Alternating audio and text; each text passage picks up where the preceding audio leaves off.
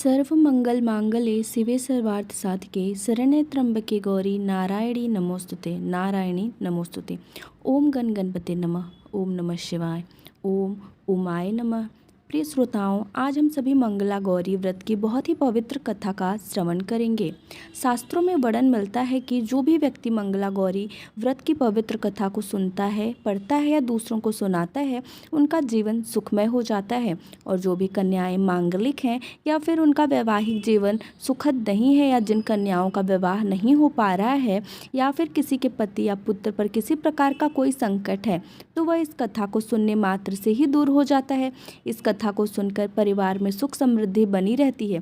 शास्त्रों में कहा गया है कि किसी भी व्रत को करने के साथ ही कथा का पाठ या श्रवण अवश्य करना चाहिए, अन्यथा वह व्रत अधूरा माना जाता है। तो आज हम सभी माता पार्वती की इस चमत्कारी कथा को सुनेंगे, जिसे सुनने वाले, कहने वाला और हुंकार भरने वाले के ऊपर माता पार्वती जगत जननी माँ गौरी का आशीर्वाद सदैव बना रहता है। इस कथा को सुनने से माताओं, बहनों और सुहाग अखंड हो जाता है। स्वयं काल को भी अपना रास्ता बदलना पड़ता है। दुर्भाग्य सौभाग्य में बदल जाता है।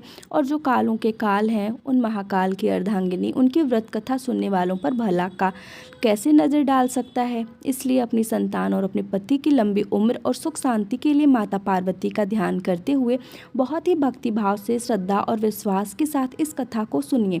हमारी यही कामना है कि इस कथा को सुनने वाले हमारे प्यारे भाई बंधु, हमारी माताएं ने, प्रिय श्रोतागणों, आप सब पर माता पार्वती और महादेव का आशीर्वाद सदैव बना रहिए। तो चलिए कथा का शुभारंभ करते हैं।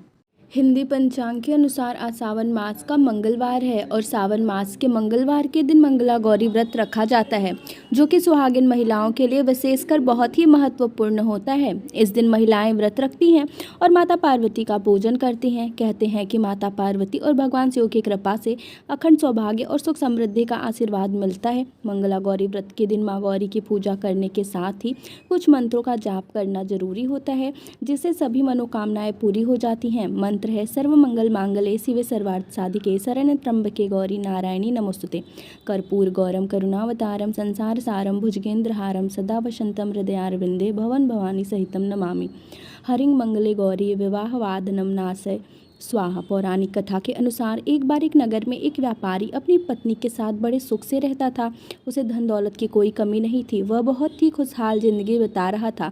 लेकिन उस व्यापारी को केवल एक ही दुख था कि उसकी कोई संतान नहीं थी। इसलिए सारी सुख सुविधाएं होते हुए भी दोनों पति पत्नी खुश नहीं रहते थे। फिर एक दिन की बात है, उस व्यापारी के घर एक साधु आए। व्यापारी ने उनका खूब आदर सत्कार किया और फिर उन्होंने अपने दुख का कारण बताया। साधु ने व्यापारी की पत्नी को सावन में मंगलवार को किए जाने वाले मंगला गौरी व्रत की सलाह दी, साथ ही पूजा विधि के बारे में भी संपूर्ण जानकारी दी। इसके बाद व्यापारी की पत्नी ने सावन माह के मंगलवार से ही मंगला गौरी का पूजन व्रत करना शुरू कर दिया। अब वह हर मंगलवार को विधिपूर्वक व्रत और पूजा पाठ करने लगी। इस प्रकार कई महीने तक उसने यह व्रत किया। एक दिन उसके धर्म निष्ठा से प्रसन्न होकर माता पार्वती ने भगवान शिव से व्यापारी और उसकी पत्नी को संतान प्राप्ति का वरदान देने के लिए कहा। व्यापारी को उस रात स्वप्न में दिव्य शक्ति ने दर्शन देकर कहा, व्यापारी, एक आम के पेड़ के नीचे भगवान गणेश की मूर्ति विराजमान है। तुम उस पेड़ से आम तोड़कर अपनी पत्नी को खिला देना, इससे तुम्हें संतान की प्राप्ति का सुख मिलेगा। व्यापारी ने अगले दिन सुबह उठकर अपनी पत्नी को इस सपने के बारे में बताया और वह उस आम के पेड़ को ढूंढने निकल पड़ा। बहुत देर तक ढूंढने के बाद आखिरकार व्यापारी को वह आम का पेड़ मिला जहां भगवान गणेश की मूर्ति विराजमान थी। उसने आम तोड़ने के लिए उस पेड़ पर पत्थर मारना शुरू कर दिया। पत्थर फेंकने से एक आम तो टूटकर नीचे गिर गया, लेकिन गलती से एक पत्थर जाकर भगवान गणेश जी की प्रतिमा को लग गया, जिससे भगवान गणेश जी क्रोधित हो गए और उन्होंने प्रकट होकर उस व्यापारी को श्राप देते हुए कहा, हे स्वार्थी मनुष्य, तूने अपने स्वार्थ के कारण मुझे चोट पहुंचाई है। तुझे माँ पार्वती की कृपा से संतान की प्राप्ति तो होगी, लेकिन उसकी मृत्यु 21 वर्ष की आयु में ही हो जाएगी। यह सुनकर व्यापारी बहुत घबरा गया और वह घर वापस चला गया। उसने वह फल अपनी पत्नी को खिला दिया, लेकिन इस घटना के बारे में किसी को नहीं बताया। कुछ समय के बाद भगवान शिव और माता पार्वती के आशीर्वाद से व्यापारी और उसकी पत्नी को पुत्र की प्राप्ति हुई, जिससे उन दोनों की खुशियों का ठिकाना नहीं रहा। लेकिन साथ ही साथ व्यापारी इस बात से भी चिंतित था कि उसका पुत्र अल्पायु होगा। देखते ही देखते वह बालक 20 वर्ष का हो गया। और अब व्यापार में अपने पिता के साथ हाथ बटाने लगा। एक दिन घर लौटते समय वह व्यापारी पेड़ की छांव में तालाब के किनारे बैठकर अपने पुत्र के साथ भोजन करने लगा। तभी वहां कमला और मंगला नामक दो कन्याएं कपड़े धोने के लिए आई और कपड़े धोते हुए आपस में बातें करने लगी। कमला ने मंगला से कहा कि मैंने इस सावन मास में प्रत्येक मंगलवार को मंगला गौरी व्रत रखने का निश्चय किया है, इसलिए तुम भी माँ पार्वती को समर्पित यह व्रत अवश्य करना। इससे माता पार्वती प्रसन्न होती हैं और आप पर उनकी कृपा दृष्टि बनी रहती है। इसे करने से मनोवांछित वर और अखंड सौभाग्य की प्राप्ति भी होती है। कमला की बात सुनकर मंगला भी इस व्रत को करने के लिए तैयार हो गई। दूसरी ओर व्यापारी ने दोनों कन्याओं के बीच का यह पूरा संवाद सुन लिया। फिर उसने अपने मन में यह सोचा कि यह कन्या मंगला गौरी व्रत को करती हैं, इससे इसे अखंड सौभाग्य की प्राप्ति होगी, फिर तो यह भी मेरे पुत्र के लिए योग्य वधू साबित होगी।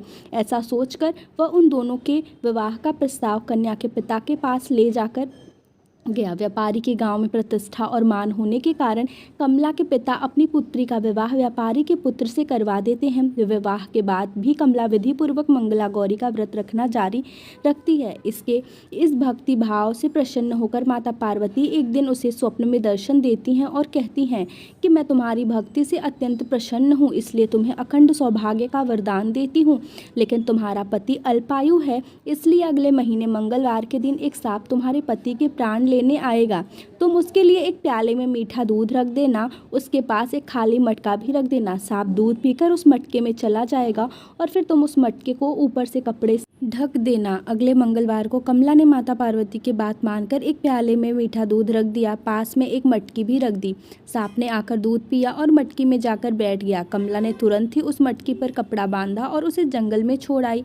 माता पार्वती की कृपा से कमला के पति के प्राण बच गए। इस प्रकार मंगला गौरी व्रत के पुण्य फल से व्यापारी का पुत्र श्राप मुक्त हो गया। जब घर में सबको इस चमत्कार के बारे में बताया तो सभी आश्चर्यचकित रह गए। इसके बाद व्यापारी और उसकी पत्नी ने अपने पुत्र और पुत्रवधू को आशीर्वाद दिया और पूरा परिवार सुखपूर्वक जीवन बिताने लगा।